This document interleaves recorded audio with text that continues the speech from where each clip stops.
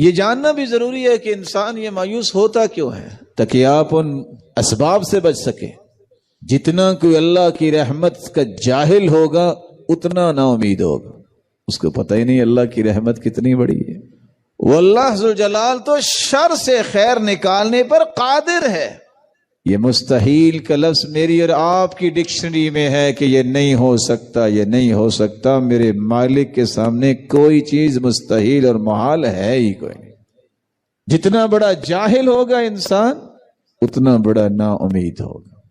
کچھ لوگ خوف کے اندر اتنی شدت اختیار کرتے ہیں کہ نا امید ہو جاتے ہیں، حالانکہ خوف صرف اتنا ہونا چاہیے آپ گناہ نہ کریں، نیکی پہ لگے رہیں۔ یہ جو خوف ہے پتہ نہیں بنے گا کیا، مجھے لگتا ہے کچھ ہونے والا ہے، کچھ ہو نہ جائے، یہ ان لوگ بیماروں کی نشانی ہے، وہم کے مریض، اللہ کی رحمت سے نا امید۔ کیا ہونے والا ہے؟ تم پہ کوئی وحی آئی ہے؟ تم غیب جانتے ہو؟ تمہارے پاس فرشتہ آیا ہے؟ کس نے کہا ہونے والا ہے؟ اپنے نفس کی بات مانتے ہیں کیا؟ اس قدر خوف کو اپنے اوپر لاگو کر لینا۔ امام ابن تیمیہ اس لیے کہا کرتے تھے فاتقوا اللہ ما استطعتم، جتنی طاقت ہے اتنا ہی تقوی اختیار کرو۔ یہ کانپتے رہنا یہ تقوی نہیں ہے۔ تقوی سے مراد یہ ہے کہ گناہ کے قریب نہ جاؤ، تقوی سے مراد یہ ہے کہ عبادت میں دل لگاؤ، تقوی سے مراد یہ نہیں ہے کہ کانپتے کانپتے کھانا بھی چھوڑ دو، پینا بھی چھوڑ دو، لوگوں کو ملنا بھی چھوڑ دو، کچھ ہو نہ جائے، پتہ نہیں کیا ہو رہا ہے۔ مجھے پتہ، جب پتہ نہیں کیا ہو رہا ہے تو پھر ہم کیا کہیں کیا ہو رہا ہے؟ آپ کو بھی پتہ نہیں کیا ہو رہا ہے۔ اس قدر جاہلانہ جملے ہیں کہ بسا اوقات انسان جب اس طرف چلا جاتا ہے تو پریشان ہوتا ہے۔ اللہ جو بیمار ہیں انہیں صحت عطا فرما دے۔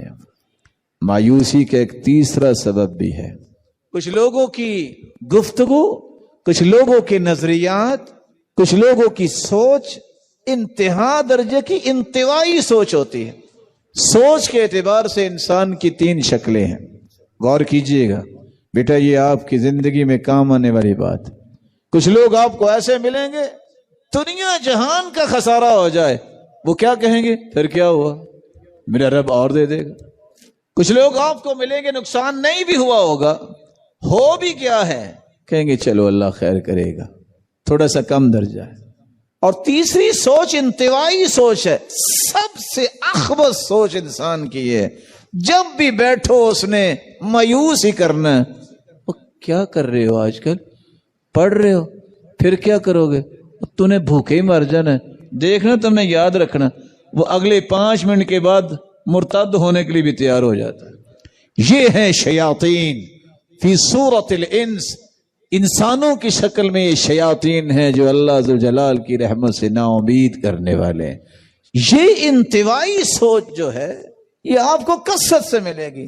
100 صفحے بنی ہوئی ہیں، آپ اس صف میں ایک ایک بندے کے پاس بیٹھے ہیں، آپ کو کوئی خوش نصیب ہی ہوگا جو تسلی دے گا۔ کچھ نہیں ہوتا یار، کچھ بھی نہیں ہوگا، میرا رب میرے ساتھ ہے، پریشانی کون سی۔ اس طرح کے شیاطین سے آپ کو بچنا چاہیے۔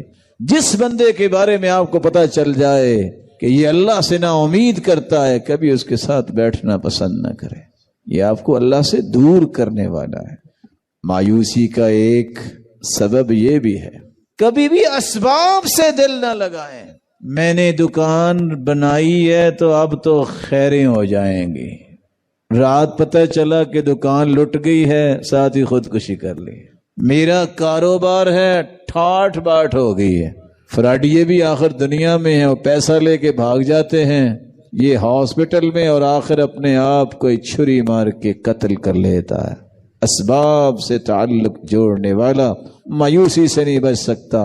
مسبب الاسباب سے تعلق جوڑیے۔ دکان ہے، میرے رب کا جب تک فیصلہ نہیں ہوگا اس سے نفع نہیں آئے گا۔ نوکری ہے، جب تک میرے رب نے مجھے صحت دی اس کا فیصلہ ہوگا تو میں نوکری نبھا سکوں گا، وگرنہ کچھ نہیں ہوگا۔ اسباب سے تعلق نہ جوڑیے بلکہ مسبب الاسباب سے اپنا یقین بڑھائیے۔ مایوسی بسا اوقات اس وجہ سے بھی ہوتی ہے، متشدد لوگ، تشدد اختیار کرنے والے، وہ نیکی ہی کیوں نہ ہو، وہ کسی بھی صورت میں تشدد ہے، یہ لوگ ہمیشہ مایوس ہوتے ہیں۔ اس لیے اللہ کے رسول نے فرمایا تھا لن یشاد الدین الا غلبہ، جو دین میں سختی کرتا ہے نا ہمیشہ ہار جاتا ہے۔ کتنے لوگ کسی ایسی بات پہ، بناوٹی بات پہ اتنی شدت اختیار کر لیتے ہیں اور آخر وہ کام نہیں ہوتا، مایوس ہو جاتے ہیں۔ جس بندے کو آپ متشدد دیکھتے ہیں یاد رکھیے گا نہ اس کو خود چین ہوتا ہے، نہ وہ معاشرے کے کسی شخص کو چین لینے ہی دیتا ہے۔ یہی تشدد ہے جو تکفیری فرقے میں آیا، یہ بھی کافر، یہ بھی کافر، نعوذ باللہ یہ بھی کافر، جو کفر کے فتوے بانٹتے ہیں۔ یہ تشدد کی کیفیت قتل و غارت اور دنیا جہان کا خون بہانے کے لیے تیار ہو جاتی ہیں، یہ اس تشدد کی نشانی۔ مایوسی کا ایک سبب یہ بھی ہے، جب انسان جلد باز ہوتا ہے، برداشت نہیں ہوتی، صبر نہیں اپنے اندر، یہ اللہ کی رحمت سے مایوس ہو جاتا ہے۔ حدیث میں آتا ہے اللہ بندے کی دعا قبول کرتے رہتے ہیں جب تک وہ جلد بازی نہ کرے۔ اللہ کی رسول جلد بازی، اس سے کیا مراد ہے کہ ایک بندہ دعا کرتا ہے، دعا کرتے کرتے سوچتا ہے لو قبول تو ہو ہی نہیں، میں کرتا ہی نہیں، مایوس ہو جاتا۔ اچھا خالق وہ ہے، گناہ تم نے کیا، ضرورت تمہاری ہے، اور تم کہتے ہو کہ میرے ہاتھ اٹھیں، اور نعوذ باللہ اللہ کو پابند کر رہے ہو کہ ابھی قبول کر، نہیں قبول کرنی تو میں پھر دین چھوڑ دوں گا، تو نقصان کس کا ہوگا؟ جلد باز کی دعا قبول نہیں ہوتی۔ اللہ ذوالجلال پہ یقین کر کے دعا کرتے ہیں۔ صحیح بخاری کی روایت ہے، اللہ کے رسول کے پاس ایک شخص آیا، اللہ کے رسول ٹیک لگا کے بیٹھے تھے اور آپ صلی اللہ علیہ وسلم نے چادر لی ہوئی تھی، کعبے کی چھاؤں میں بیٹھے تھے، اور آ کے کہتا ہے الا تستنصر لنا الا تدعو اللہ لنا، اللہ کے رسول آپ دعا کیوں نہیں کرتے اللہ ہماری مدد کرے، دعا ہی فرما دیں، کب ہماری مدد آئے گی؟ اللہ کے رسول نے فرمایا سنو، تم سے پہلے لوگ ایسے بھی گزرے ہیں جن کو لایا جاتا، زمین میں کھائی بنائی جاتی، اسے کھڑا کر کے ایک آری لائی جاتی، اس کے سر پہ رکھ کے 2 ٹکڑے کر دیا جاتا اور وہ دین سے پھرتا نہیں تھا۔ تم سے پہلے ایسے لوگ بھی گزرے ہیں جن کے ناخنوں کو کھینچ لیا جاتا، جن کی ہڈیوں کو گوشت سے الگ کر دیا جاتا، لیکن وہ دین سے پھرتا نہیں تھا۔ تو معمولی سی بات پہ پریشان ہو رہے، یہ صبر نہ کرنا، ٹالریٹ نہ کرنا، برداشت نہ کرنا، اس سے بھی انسان مایوس ہو جاتا ہے۔